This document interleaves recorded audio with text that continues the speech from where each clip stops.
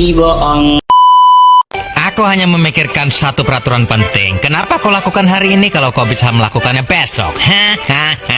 Few moments later.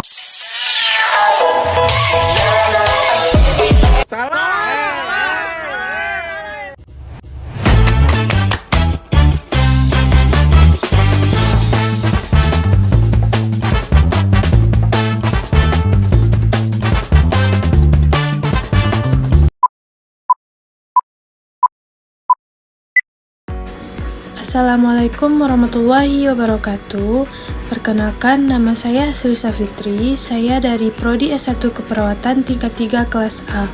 Saya di sini ingin menjelaskan tentang konsep dasar biostatistik. Ada beberapa pengertian dasar tentang statistik. Statistik didefinisikan sebagai kumpulan fakta yang disajikan dalam bentuk angka. Statistik juga didefinisikan sebagai kumpulan angka yang menjelaskan karakteristik atau sifat sebuah keadaan atau kondisi. Statistik juga didefinisikan sebagai metode untuk mengolah kumpulan data, dan statistik juga didefinisikan sebagai alat untuk pengambilan keputusan. Nah, dari beberapa definisi ini kemudian disimpulkan bahwa statistik adalah sekumpulan konsep dan metode yang digunakan untuk mengumpulkan, menganalisis, menyajikan, dan menafsirkan serta menginterpretasikan data tentang bidang kegiatan tertentu dan kemudian menarik kesimpulan dari suatu kegiatan tersebut. Ini merupakan definisi dari statistik. Kemudian bagaimana dengan biostatistik? Biostatistik adalah kegiatan statistik yang diaplikasikan pada kasus-kasus kesehatan. Contoh kasus kesehatan seperti angka kematian pada bayi, angka kematian pada ibu, diare, malaria, kesehatan lingkungan, imunisasi, sarana kesehatan, dan lain-lain. Ada beberapa jenis statistik, secara garis besar ada dua. Yang pertama, statistik deskriptif dan statistik inference. Statistik deskriptif adalah statistik yang menggunakan data untuk menerangkan atau menggambarkan keadaan suatu kelompok, kemudian disajikan dalam bentuk yang lebih teratur dan jelas. Sebagai contoh, seperti gambaran karakteristik penduduk, yang dinilai biasanya umur, jenis kelamin, dan tingkat pendidikan. Kemudian, statistik inference adalah yang menggunakan data sampel untuk menarik kesimpulan mengenai populasi di mana sampel tersebut diambil. Statistik inference sendiri dibagi lagi menjadi dua, yaitu statistik parametrik dan statistik non-parametrik. Statistik parametrik ini digunakan pada sampel atau data yang berdistribusi normal, atau data yang berbentuk interval dan rasio. Sedangkan statistik non-parametrik digunakan pada sampel atau data yang tidak berdistribusi normal, atau data yang berbentuk nominal dan ordinal. Nah, untuk mengetahui apakah data tersebut terdistribusi normal atau tidak, maka dilakukan uji normalitas.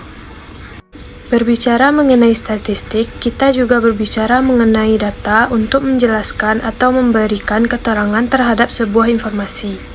Maka data didefinisikan sebagai angka-angka atau keterangan yang merupakan hasil pengamatan atau pengukuran secara objektif dari suatu objek penelitian.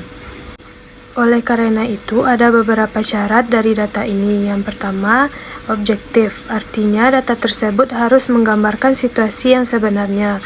Kemudian, data tersebut harus representatif. Dan yang terakhir, data harus up to date. Kemudian, ada beberapa jenis data. Ada yang namanya data kuantitatif dan ada data kualitatif. Data kualitatif adalah data informasi yang menunjukkan kualitas atau mutu. Sedangkan data kuantitatif adalah data informasi yang menunjukkan besaran atau jumlah kuantitas. Data kuantitatif sendiri dibagi lagi menjadi dua, yaitu data diskrit dan data kontinu. Data diskrit biasanya berbentuk angka yang bulat, kemudian juga merupakan hasil dari penjumlahan.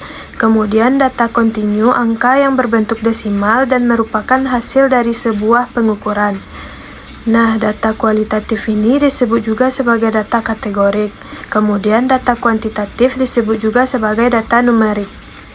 Terdapat beberapa sumber data, yaitu data primer dan juga data sekunder. Data primer yaitu data yang didapatkan langsung oleh peneliti atau didapatkan langsung dari responden.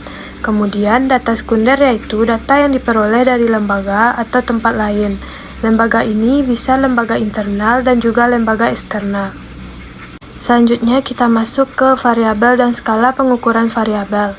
Variabel adalah sifat yang akan diukur atau diamati yang nilainya bervariasi antara satu objek ke objek lainnya. Contohnya, misal kita mengamati bayi baru lahir.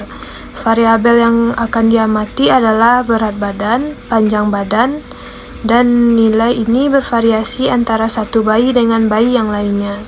Dalam statistik, ada 4 skala pengukuran, yaitu nominal, ordinal, interval, dan rasio. Skala nominal ini merupakan skala yang paling sederhana, angka yang menunjukkan kode atau simbol klasifikasi, nilainya sederajat, dan biasa disebut sebagai kategori. Contohnya seperti jenis kelamin, terdapat ada laki-laki dan perempuan. Kemudian skala ordinal. Skala ini merupakan angka yang menunjukkan kode atau simbol klasifikasi, ada tingkatan atau urutan, dan antara dua angka tidak menunjukkan jarak yang sama. Contohnya seperti tingkat pendidikan, meliputi SD, SMP, SMA, dan perguruan tinggi. Selanjutnya skala interval. Skala ini merupakan angka yang menunjukkan kode atau simbol klasifikasi, ada tingkatan atau urutan, dan sudah ada jarak, tidak memiliki nol absolut. Contohnya seperti suhu ruangan. Dan yang terakhir, skala rasio. Skala ini merupakan skala yang paling tinggi. Angka menunjukkan nilai yang sebenarnya. Ada tingkatan atau urutan, ada kelipatan dan perhitungan matematik, serta memiliki titik nol absolut. Contohnya seperti berat badan. Jadi ada 4 skala pengukuran. Dari keempat skala pengukuran ini, skala nominal dan skala ordinal ini menggunakan data yang berjenis kategorik. Kemudian skala interval dan skala rasio menggunakan data yang berjenis numerik. Baiklah, sekian dari penjelasan saya tentang konsep dasar biostatistik. Saya ucapkan terima kasih. Assalamualaikum warahmatullahi wabarakatuh.